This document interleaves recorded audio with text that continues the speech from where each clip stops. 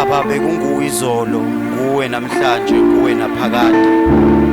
Ungcwele futhi ungcwele wena wedwa simakade. Amakherubi namaserafa amemeza imini nobusuku. Athi ungcwele, ungcwele. Usuku nosuku uyasimangaza. Besithi siyakwazi izolo sakubona kabusha namhlanje. Nakusasa sizobe sisamangele amandla akho. Wena uyefaniswe namuntu. Wabiza ukukhanya ebumnyameni. Wahlukanisa amanzi nomhlabathi. Wabiza uNkulunkulu onamandla umhlabathi ukuthi ukhulise noma uhlumise izihlahla. UnguJehova igama lakho uyaphila. Bathi bememeza bethi uLazarus uyanuka. Wamemeza kwaba kanye wathi Lazarus come forth. Wabonakala ephuma kulo lelo phunga.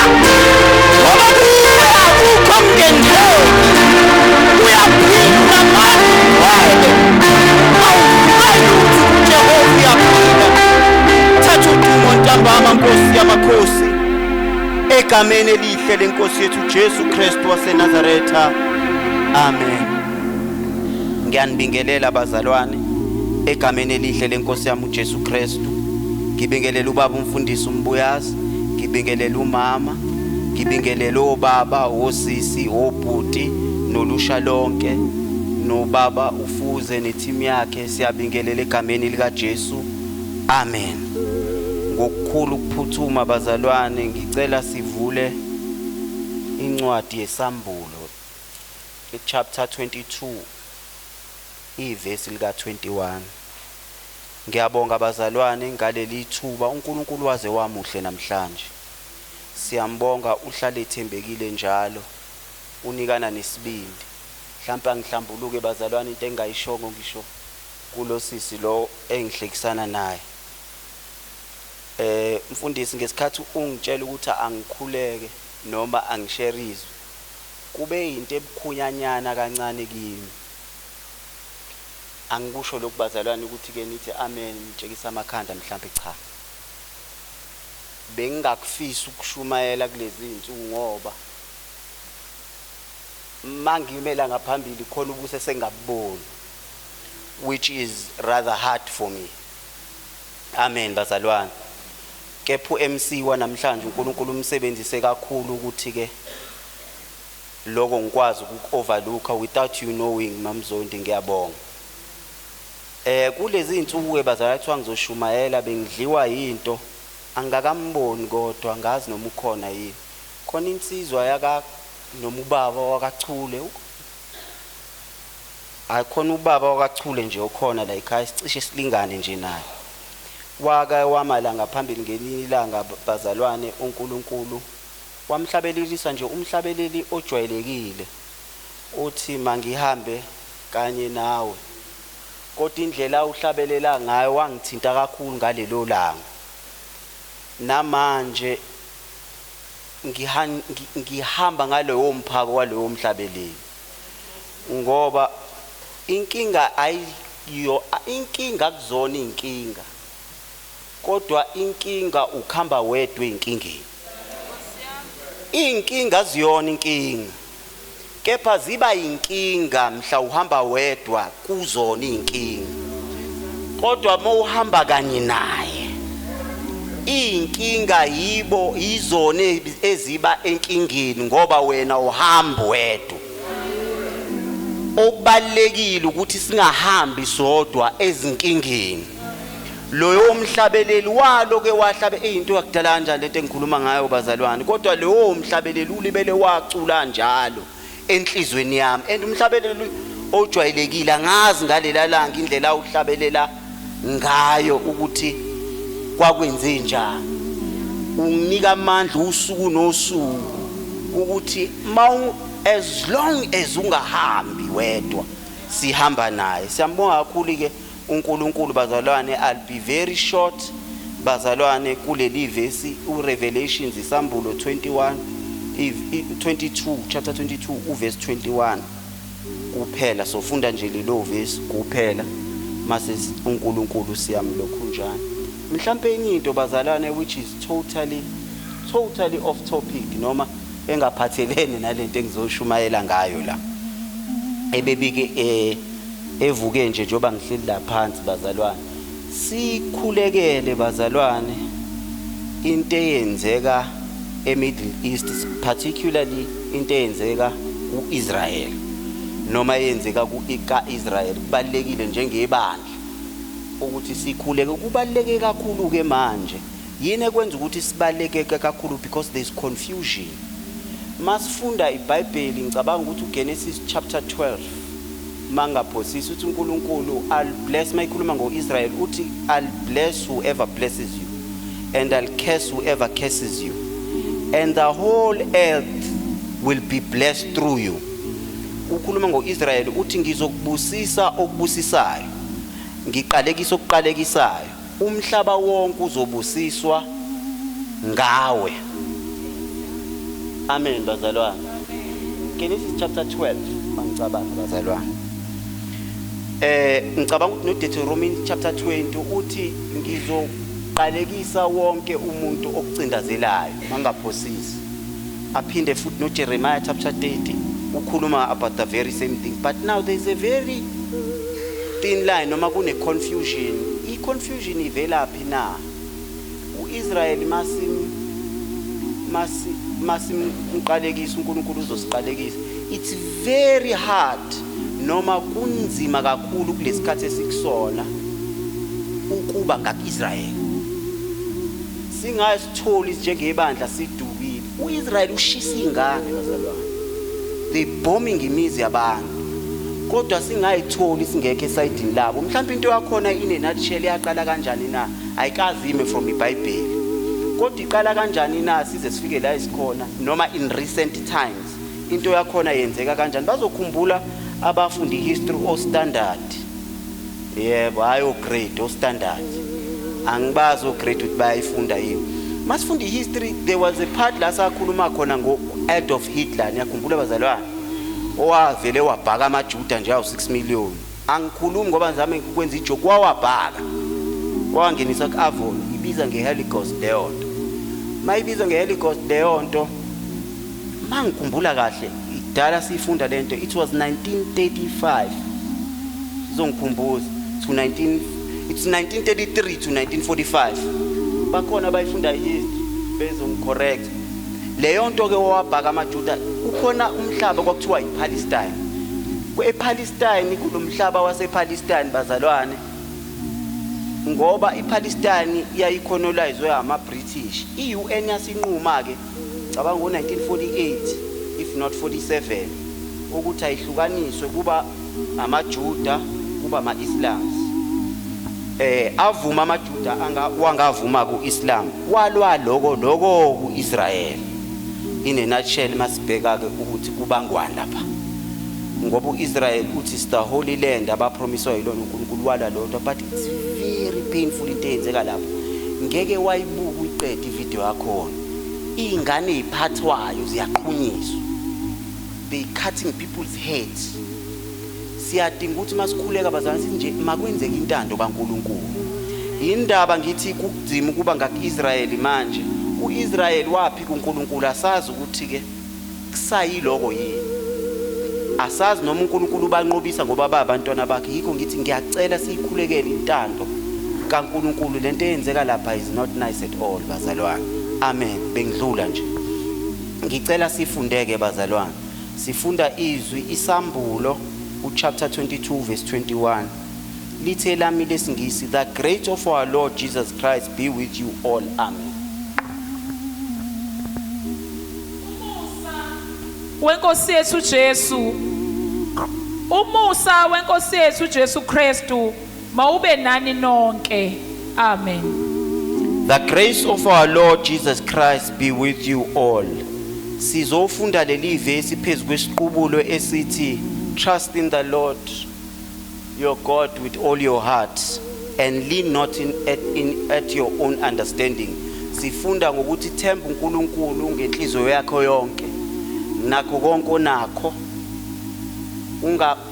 unganciki kokwakho uqonda sifunda ivesi silifunda leli ivesi phezulu kwaleso siqubulo ukuthi simthembe uNkulunkulu ngakho konke esinako, singanciki kokwethu ukwenzani ukuqonda bazalwane. Ngithe mangifunda ke whole week ngithi uNkulunkulu angifuni ukukhuluma okwakho uthini kubantwana bakho.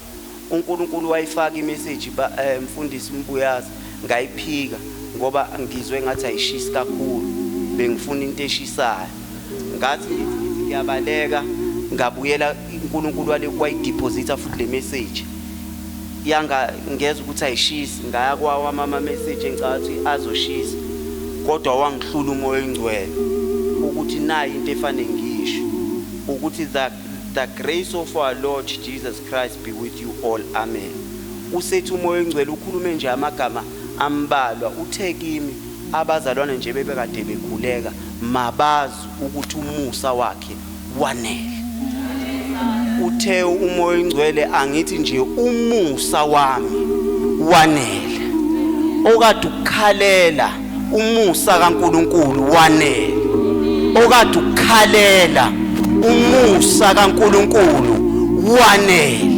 Inyembezi ozikhalile ongazi lo seceleni kwakho, uNkulunkulu namhlanje uthi umusa wami wanele.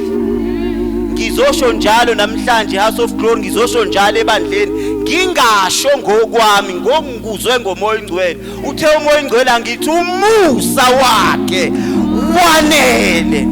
Ekade sikukhulekele, ekade sikukhalela, umusa wakhe wanele. Yayisithi lento kade ikhuluma kimi, lento engiyishoyo izoba nobufakazi. Uzoba nobufakazi obushe eHouse of Glory ngoba umusa kaNkulunkulu wanele. Kuningi bengakusho bazalwane, kuningi mhlambe ngipringe ngishonele ngipringe ngiyele mhlambe ngithi khala ugubhu nithi hey uNkulunkulu uyakusebenzisa. Cha, akukuningi, umusa kaNkulunkulu wanele. Yezwa bazalwane, imessage uNkulunkulu ayilethe House of Glory, kodwa angayilethi House of Glory kuphela mfundisi, ayishiya nebandla. Niya understand ukuthi leli verse esilifundayo bazalwane ivesi lokugcina encwadini yokugcina, sikhule kusuku lokugcina. Nezwa bazalwane, ukube kwakhona lo mfana okaCebekhulu mhlambe wayekhona nababhali mhla kwakubhalwa iBhayibheli, ngoba imessage yokugcina ibalekile. Mhlambe mina ngangiyobhala ngithi hayi ivesi lokugcina fanele ithi lele lashiwo uPaul amayithi nikhuleke ningaphezi, fanele bakhuleke abazalwana sibavale ngalokhu baba abakhuleke. Mhlambe futhi ngangiyothi akukho kungenzeki kuNkulunkulu, asibavale ngalokhu. uNkulunkulu ekuhlakanipheni kwakhe konke uthi incwadi siletha kubantu fana into yokugcina ithi umusa. The grace of our Lord Jesus Christ be with you all, amen. Bazalwane, uyazi kangcono I've experienced death in the family recently. Mosanda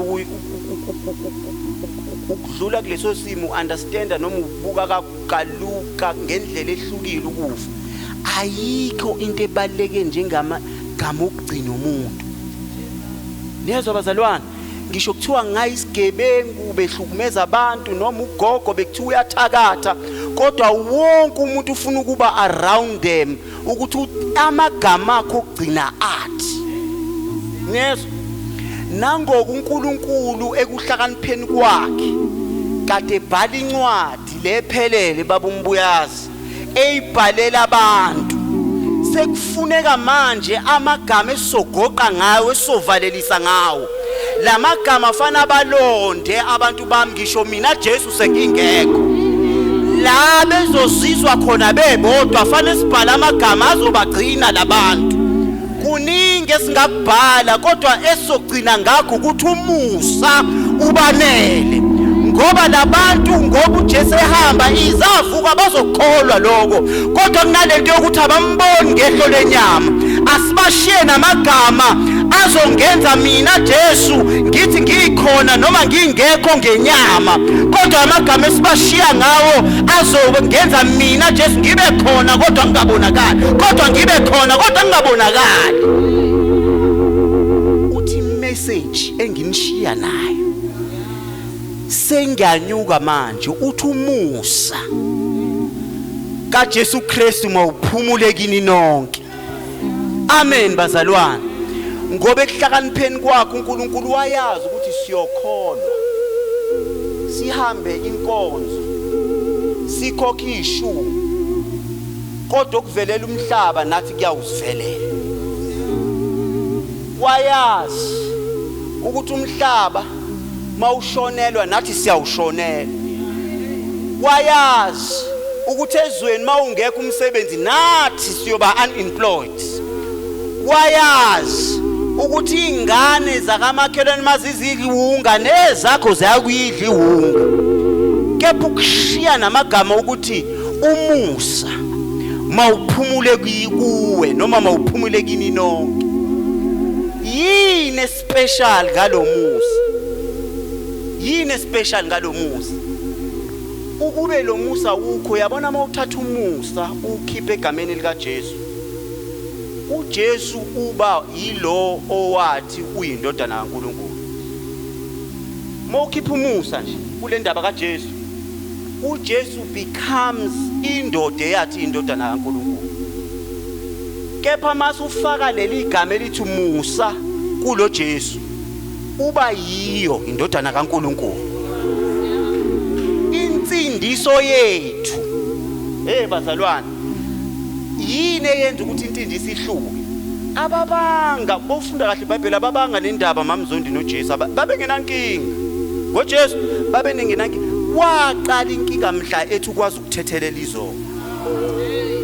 Wathi hayi usuyaphambuka ke manje mfana kaJesu, siyakwazi ubaza lapha yana. Usuthini manje mothi ukwazi ukuthethelela izono? Ngoba ilento yomusa eyendelethi ivangeli lihluka.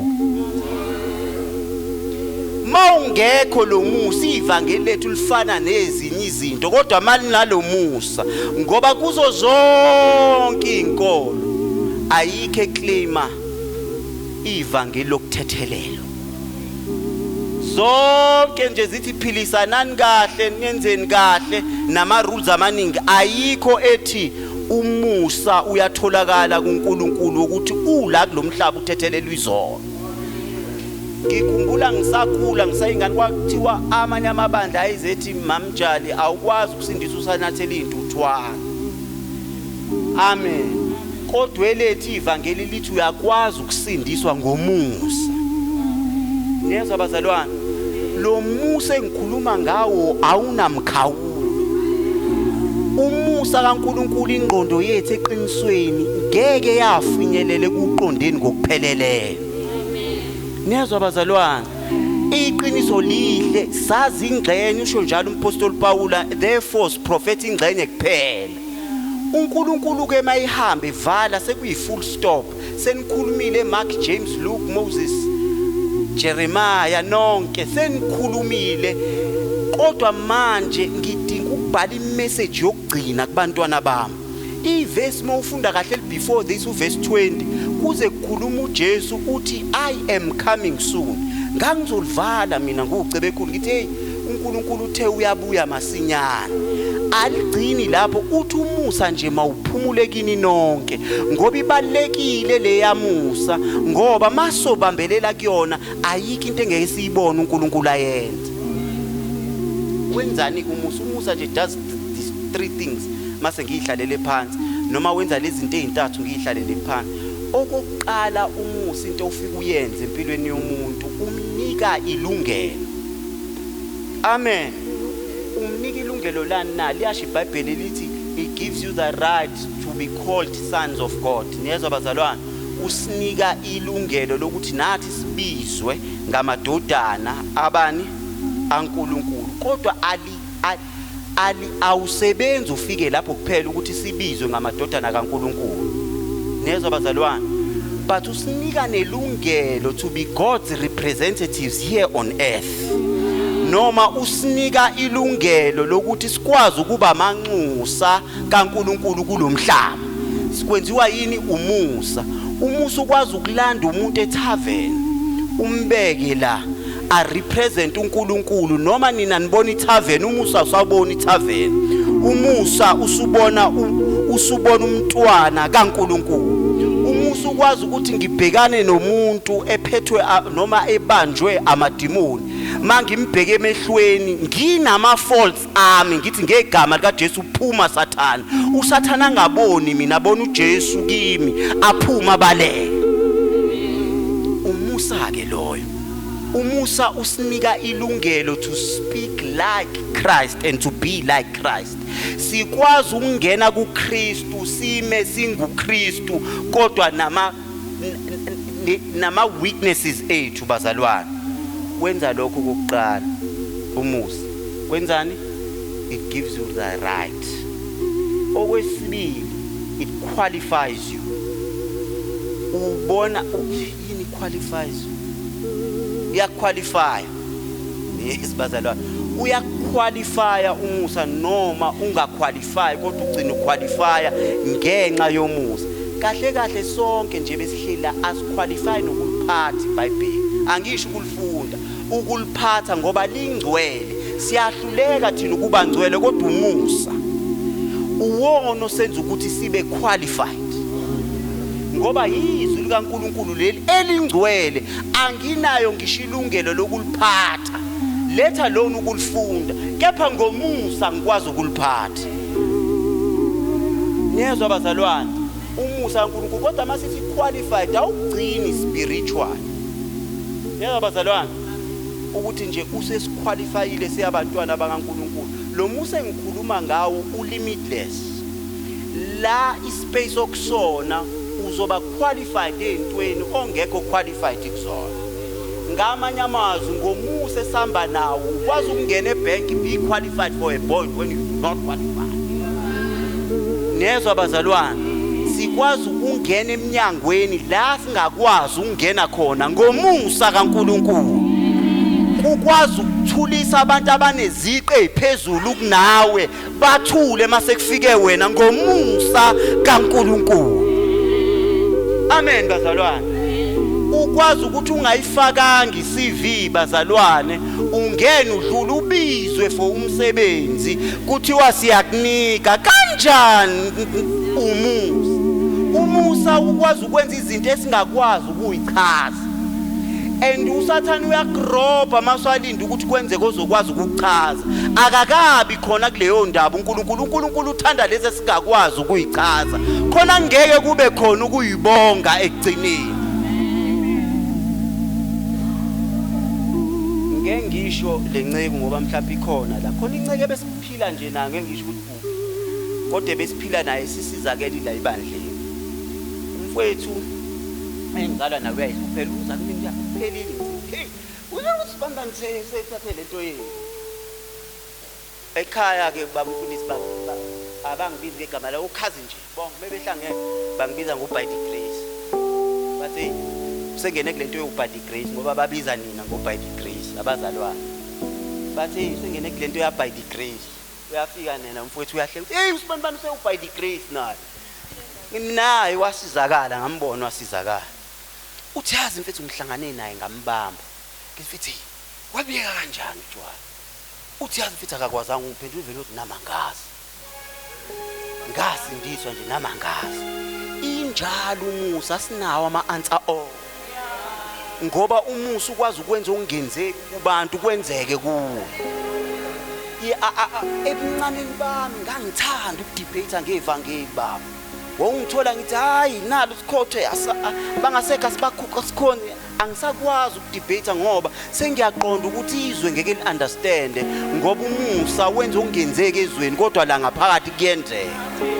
Awuspendi isikhathi ni debate uthi hlala nokwakho kodwa uyofika umusa nawe uyobona. Niyezwa bazalwane, umusa ukwazi kuthiwa sekuphelile. Kuthiwa sekuphelile. Umusa uhlumisa into entsha. Niyezwa bazalwane, umusa wazi ukuthi hawu Wacula ngikubona ukuthi ukhona njani. Umusa ukwazi ukuhlumisa into engekho ibe khona. Nezwa bazalwane.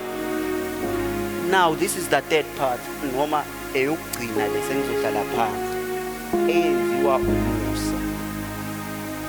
Umusa gives you advantage. Noma ukunika advantage yonke. Angazi ukuthi ngezulu kodwa ngizovela nje uyagrobisa. Umusa uyagrobisa. Ngizovela ngisho njalo ukunika advantage ukunika kanjani nayi advantage. Ngithema ngiqala. Asikisi nathi siyavelela. Okuvelela izwi. Sizobe sinayiva bazalwane noma singathandaza senzile. Khona izinto efanele zisivelele kuzabonakala amandla akho. Nezwa bazalwane. Khona izinto zu3 izinto. Khona izinto uNkulunkulu afuna ufunde isifundo. Khona izinto esizokufatha. Mase kuba khona ofaka kuzona ngoba kwakhiwa wena. Amen bazalwane. So izinto ezivela emhlabeni nathi zizosivelela. Kodwa kukunika advantage wena umntwana kaNkulunkulu umusa. Angenze typical example, ngenza le example ngoba into ezenzekayo. Abazalwane bazela abafana namantombazana. Abafana esikhathini esiphila kusona kunomoya werebellion. Noma nje benibone esport edrobheni size nathi abazalwane which is wrong. Sibabize ngamaphari wrong leyo. Akufanele thina sithi amaphari. Nakamzalwane liyazalwa iphara. Nezwa bazalwane. Do not feel bad engathi makuzala iphara kuwena khona into kusho ukholwanga kahle. Ayikho leyo. Ukholwe kahle impela uyakhona uNkulunkulu uyakuthanda. Nakubazalwane siyazalwa isigebengu. Nezwa bazalwane. Nakubazalwane kuyagulwa. Nezwa bazalwane. Umama oka next door mayiphathwe icancer nakamakelwane iyangena nakamkhaya iyangena. But when you need advantage, ithe yakho iyiphara. Kube netende ka next door bashone, kube netende ka next door ngeyakho unqaba umusa. Lo musa esikhuluma ngayo ukwazi ukunqaba. Nikwazi ukuthi bakubophele inqina lenyathi noma kuthiwani bakubophele itulo emsebenzini and leli itulo abalibophayo lingakuxoshisa ngempela. Nawe ubone ukuthi anginakho ukuphunyuka kunqabe ini kunqaba umusa. Umusa ukwazi ukuthi kini la uzala khona bahlangane ngawe bathi bazoqeda ngawe mase umusa uyangenelela unqabe. Umusa ukwazi ukuthi into eshayeka next door yabulala la ikhaya mayingena avuma uNkulunkulu ukuthi ingene ngoba uyavuma kodwa masingenile unqaba umusa. Ngoba baba umfundisi bayawubasa umlilo kasikhombisa akawucimi mawubaswa kodwa usuke sekulinde phakathi ngoba umusa uyanqaba.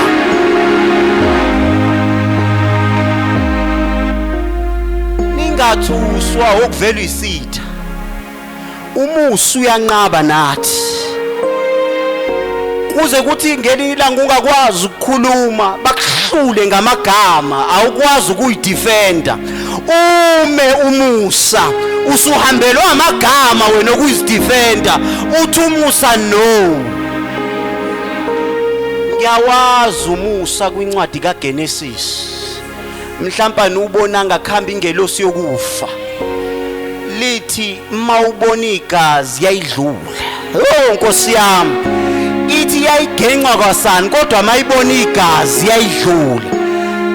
Khona into esingayibambi ngaleyo ngelosi mamzoni.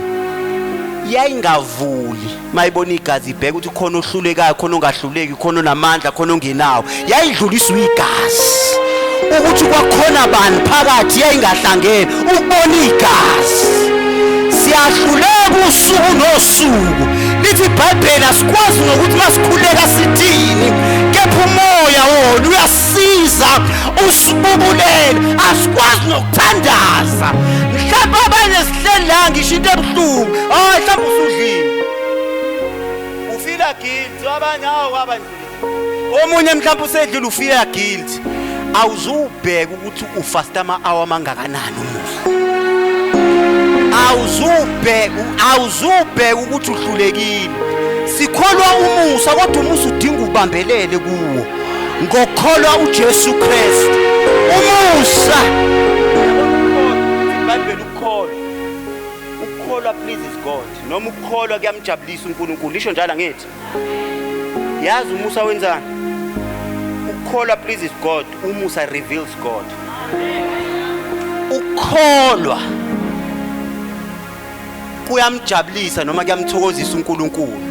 Umusa uyamveza uNkulunkulu. Ngoba umveza usuhlukile. Umusa ukwazi ukuphipha wena mzalwane usuwenza imesi. Nezwa abazalwane, usuyenzile imesi. Wayendaweni engashongo. Nakwazi ukuthi uye endaweni engashongo umoya ingcwele. Ukuphiphe kodwa umoya ingcwele, ukuphiphe usuwenza imesi. Nezwa abazalwane, ukuphiphe. Haleluya. Ngoba sikhuluma ngomusa ongafani neminye imizi. Namhlanje bazalwane ngizorepresenta noma ngizokhuluma ngomusa onqabayo. uNkulunkulu unqabile nawe mzalwane. Noma usathana ngakuhlebela azi ukuthi umusa umile wakunqabela. Sesikhulekile sakhala uNkulunkulu. Umusa kaNkulunkulu wanele bazalwane. Lokho kade ukukhalela wanele bazalwane. Usuzobona uNkulunkulu ebuNkulunkulwini bakhe. Nezwa bazalwane. Umusa mina ngiyawazi. Sometimes I'm thankful ukuthi ngikwazi ukushumayela ngekho uma, sometimes I'm not. Sometimes I'm thankful because I couldn't preach kahle emakhuluma. Niyazi bazalwane umfundisi bangishumayela la mangiqeda ngangiba mhlambe i-hour. Hayi ugangile hayi ungathandazile thandaza wena. So manje wayi deep stick nje. Mangiqeda ukushumayela nje ayikho lento adwisho. Hawu sengishumayela ngama. Hayikhona hayi uthandazile ke namhlanje. And there are things I couldn't say out of respect for her. Mina ekhaya usho lokhu ngoba masekho abekho umuntu osekhaya nje. Ozothethisa. Sagcina 1997 uba nekhaya. From 97 we didn't have a home. And no one knew. Akekho wayazi. Sisuke ngo1997 samba uma change provinces ngezandla zakhe. Hayi ngetruck. Lento ngikutshela yona ngekuyikhola ukuyala. Hayi ngetruck makumuva kufaka ifurniture kwi-truck. That truck was my mother's bag. Uma wathuthi furniture from one province to another at the back female. Elibelethatha kancane namhlanje ufika neheadboard. Sisendaweni esingayazi. Leyo ndawo ibiza ngeHot Flame. Moya egoli uzoyibona nje eHot Flame kunebhodi elithi Hot Flame. Asazi lutho la sifika wonke umuntu ukhuluma isiZulu. Awusazi isiZulu. Ya uyakhuluma nje ngezandla bekuhleke bethe lenzula babesibiza ngenzula lenzula le. Sihlala kulomuzi, masihlala kulomuzi. There are certain food stuff engafanele sisithini. Noma kwakunokudla okungafanele sikhulu. Uma kuyiSunday usisi wala ekhaya noma uma wala ekhaya aphume nezingane zabathi akukudla kwamahala. Basikorobhisini. No sisibamba. Mayifikile uma wayisithanda engathi akaza sibona. And there was a time where my mother left noma wahamba nobaba, I don't know. Abasekho bobabili angikwazanga ukubabuza angazi babela. I became the older one. Sisesikolweni yimi uSabelo ophela abasekho sebebuyile bala yimi uSabelo unkuluma cousin. Maybe kubizwa abazali kubizwa mina kwelinye iclass. Mangibuzwa mina ukuthi abazali nama nginaye anta ngoba ngazi kubala. Asingafoni sihlala sonke. Saze sacazana mfundisi ukuthi umunye akahambe aye lokushini omunye akaye ngapha omunye asamene akuyiphantelo emadodisisu nesisu nomuntu wakhe ngoba yikho into esizosoyena. Ngabizwa ngelinye ilanga kwathiwa kwabizwa ama social worker kwathiwa sohlukaniswa sothatha ama social worker omunye ayela omunye ayela. At that time asina bathi ngolimi lamanje twa. Unkosikazi we-transport esihamba ngayo ngoba sasingeke sikwazi esikoleni ngale ya transport kwagcina sagcina sicasha ngoba sesisaba kwabakhona ivela bheka isibuko nje athi ubani laba abagibeli emotweni yamahhala sesicasha ngaphansi kwezitulo wasibamba so kwafanele siyeke sihlale ekhaya ngaleso sikhathi mfundisi. Unkosikazi wakhe kusho ukuthi wabona ukuthi ingane azikho kwangqongqo sacasha wathi ngiyazi ukuthi ngilana khona wayesethi ubaba wala ekhaya unendawo elokishini hambani yohlala khona khona ngeke nidinga transport saya khona ngizokutshela ukuthi why am I sharing all of this today mangitshela ngomusa. My mother tried all her life. I'm not saying this mhlawumbe ukuthi ngidabuke bazalwane nitsapho sayimacebe kubasho wagcina no. I'm saying ukuthi angikhulumi ngomusa mhlawumbe enguzwile ngiyawazi mina umusa kaNkulunkulu. Sahamba sihlala kwesinye isikhathi uyesikoleni kade uhlala la mawubuya abasekho sefana organize ukuthi hayi sekuhlalwa wapi ke manje sekuhlalwa ngapha uthi uyahamba esikoleni uthi uyabuya abasekho sefana upatani sebethutile la sebengale. Ileyo mpilo nje ngayiphila mina ngiyazi ngizokhishwa ulandlord irent ingakhokhiwe nihleli angikhiphe nje. I know all of that. Uma one day she just decided in her heart wahamba ufuna isite asinalutho wahamba ufuna isite wabuya wathi khona isite ayitholayo mntanami wayinokungithemba wathi mntanami sengithola isite ngambuka uma ngathi imase limhlumezile yazi ukuhlupheka usenokugula okuncane usisi wami oyedwa ngizoqeda manje nje bazalwane wabiza inyanga mayifika lenyanga yathi yilento kamaweni nje bekunjela mina ngabe ni right ngazalwane bethe kwasho wacima kanjani uma wena masayeke lento ni right saphenduka sonke endlini sathi ma kunje we umaza simsabake wayishaya ngaleli langa wahluleka ngisho ukuthetha wabheka le wakhala wayekamereni yaqhutshekwa lento yaqhutshekwa ngangashare nje yaqhutsheka bakhipha imali zokugcina baqhutsheka ithe nje sezokuqeda bambuya sekuthengweni ezinkukhu kwenziwa yonke bathi awulo mfana senza yonke lento lo mfana beqhuka icathulo lo mfana uyonile yonke le hayi kufanele ukuthi bese ngenzi lutho esho mina kuloku lo mfana kanti wena mfana ubuqhoka icathulo senza nje yonke lento uqhoka icathulo yonke lento besiyenza la besiwaste isikhathi ayingaqala ayibuka le nto hayi into engekho okay wahamba ke bazalwane wathenga isite mayithenga isite kwaba kukhona ukumba ama trenches angikhulumi ngokungendonga yeke indonga ukumba nje ama trenches ufike lo hambe imithe elodwa akasatholakala usehambe nemali afike nalo afaka usimende akasatholakala usehambe nemali kusambiwa nje mamshizi zinyuka indonga ke zizame ngathola uJesu kanti kusakhiwe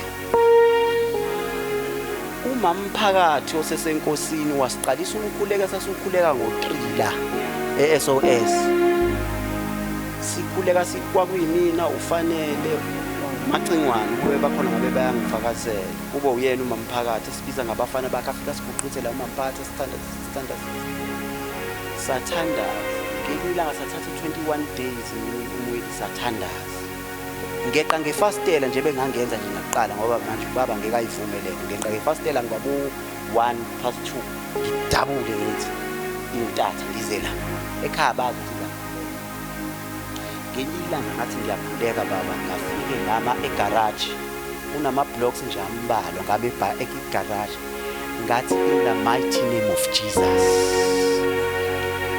lo muzi mawuphele manje ngezwa babumbuyaza ama footsteps abantu begijima kodwa ngibona umuntu engathi ayabaleka ngezwe kuhlazumula inwele ngezwe ukuthi angisengedwa ngiyawazi lo musa bazalwane indonga zanyuka engathi khona angazi suwini lotho yavalwa iroof bazalwane kwakhiwa igarage ngithe ngisababaza lokho ngathola itoho somewhere ngala ngakwazi ukuzothi manako waphela yabona umuze niwaze wacebe kulo umkhuleko nomusa kaNkulunkulu ngiyawazi umusa kaNkulunkulu bazalwane, la sekuthiwa khona utho khona umusa ufika uhlumise bazalwane, la kungekho umuzi wasekhaya wakhiwanga ngemali, wakhiwa ngomusa, ngoba imali ayingekho kwaba umusa kuphela. Ngiyawazi umusa uma sekukhulunyiwe sekuthiwa ngeke kuvele lutho, ufika umusa uthi khona owaphalala esiphambanweni, khona owahlatshwa, khona owanqoba ukufa, owangena ethuneni iy'nsuku ey'ntathu, bathi hhayi ayisekho lento, kodwa ngosuku lesithathu lithi iBhayibheli, when they looked up the stone was moved. Ngiyalazi ayi umusa onamandla ovuka. Ngizokutshela ngaloyo musa namhlanje, umkhalelile uNkulunkulu kakhulu, ngizonyonyoba, ngizokunyenyezela endlebeni namhlanje ukuthi umusa kaNkulunkulu wanele. Namhlanje okade ukukhalela kwanele, namhlanje okade ukukhalela kuNkulunkulu kwanele, namhlanje okade ukufisa kuNkulunkulu kubambile. Lo musa ulo musa ongimisela namhlanje, angingabazi ngamandla kaNkulunkulu, ngiyawazi umusa. Umusa ukwazi ukukholelwa wena usungakholwa. Bazalwane, mina ngizonitshela, mina nje nginje simala ngaphambi kwebazalwane, nake nafika esikhathini where you are so angry with God, lento vele kade ngabona ukuthi udlala ngami, lento ayikho. Ngiyakubona ukudinela umuntu, uyakwazi ukudinela uNkulunkulu. Umusa unqabe nawe, umusa uthi ngizokubamba ngisho wena usungafuni ukubambeka, ngizokubamba. Umusa ayini inhliziyo, umusa kaNkulunkulu inamandla mamtshali lento yomusa. Sihamba ngalento yomusa webazalwane, okade funa umsebenzi namhlanje ngizokutshela ukuthi umusa uyile wathatha iCV yakho wayibeka phambi kwawo. Ofuna ukuqeda umuzi ongaqedeki namhlanje ngikutshela ukuthi umusa loyo muzi uqedile namhlanje. Onengane ehluphayo ngikutshela ukuthi umusa namhlanje uhambene leyo ngane, ohlangene nomndeni uhlangene ngegama lakhe. Ngithi umusa uyabahambela bonke namhlanje. Ocabanga ukuthi sekuphelile, umusa uzoqala kabusha. Ofuna ukukhula enkosini namhlanje ulimo lizobanjwa amandla, uzothi ehambela ezwe sethi rakasha libaba basheke indakasheya rukatalamaya. Umusa uzoletha ama-promotions namhlanje.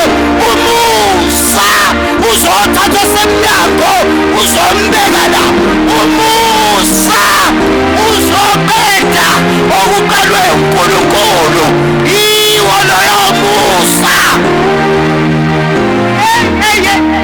Umusa mina bazalwane, umusa uzoqala into ezintsha eHouse of Glory. Umusa, umusa, umusa. Aliphakame ibandla, ngizokhuluma ngomusa, ngizokhuluma ngomusa namhlanje. Ngicela ubaba uMbuyazi umfundisi anikeze ngaphambili.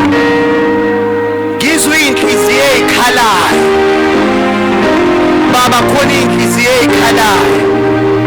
uNkulunkulu uzothi angizothi umusa wanele.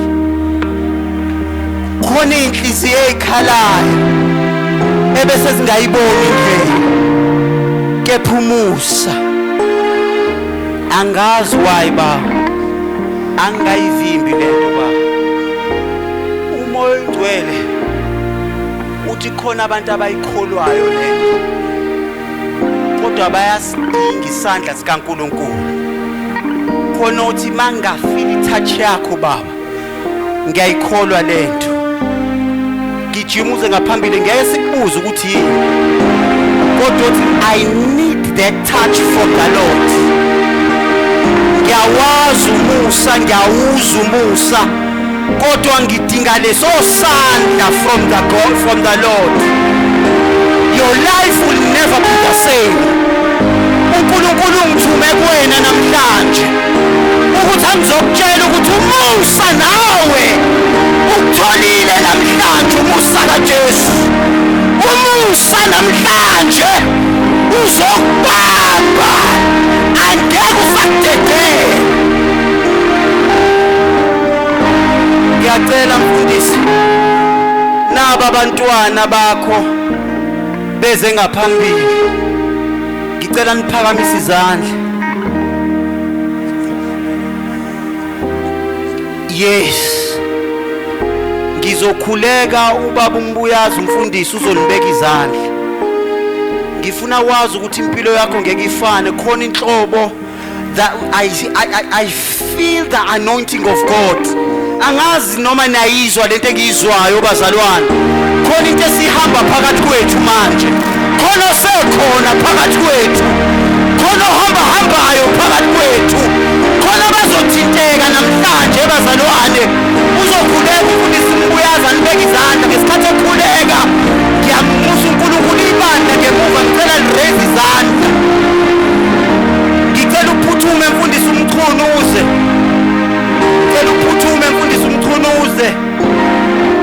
Sibabeka izandla egameni likaJesu. Phakamisa izandla zakhe, ibandla ngemuva likhuleke. Akungabi khona noyedwa othule, khona bazothintwa uNkulunkulu ngalesikhathi.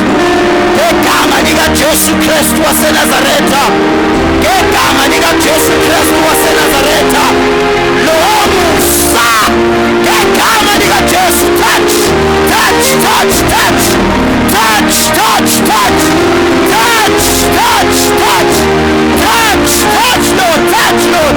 Qaqala phaya Nkosi, qaqala phaya Nkosi, fusa phaya Nkosi, ngegama likaJesu Kristu. Khona phakathi kwethu manje bazalwane, akube nenhlokomo bazalwane. Asibize igama likaJesu, asibize igama likaJesu, asibize igama likaJesu, asibize igama likaJesu, asibize igama likaJesu, asibize igama likaJesu, asibize igama likaJesu, asibize igama likaJesu. Bazalwane, khona into ehamba, khona into ekhona bazalwane esasana. I feel the anointing of the Lord. I feel the anointing of the Lord. I feel the anointing of the Lord. Jesus, Jesus, Jesus. Jesus, Jesus, Jesus. Jesus, Jesus, Jesus. Jesus, Jesus, Jesus. Jesus, Jesus.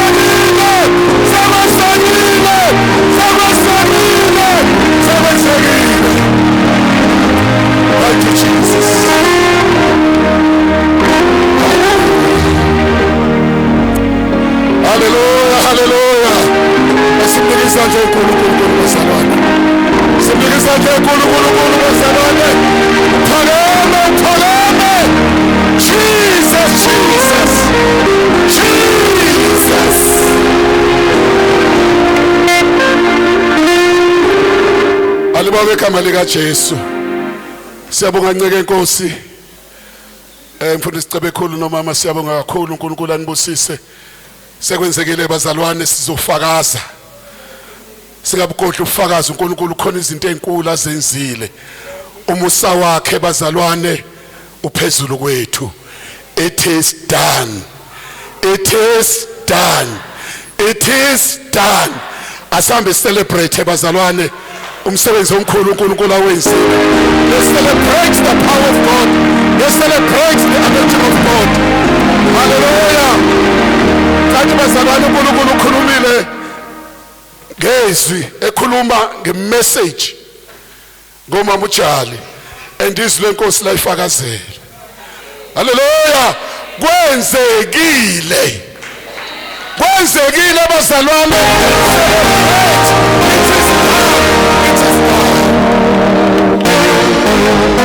Mamshezi siyabonga bazalwane kakhulu uNkulunkulu anibusise ngokushisakela enkonzweni yomkhuleko. Isibuse sehlela abazalwane sehlele ngisho abasemakhaya. Sehle ngisho kuma branch ala House of Glory. Akekho ozophuma ngaphandle kwaso. Sehlile abazalwane siyabonga uNkulunkulu anibusise bazalwane. Sesiya break ke manje siqale siyothatha lokhu nalokhu ya uNkulunkulu anibusise. Ngicela umama uShezi eze ngaphambili ezokhuleka asibongele uNkulunkulu bazalwane asivalele lenkonzo yethu sesobonana kusasa sesizokhonza uNkulunkulu simdumisa. Hamba nalokho okubambile.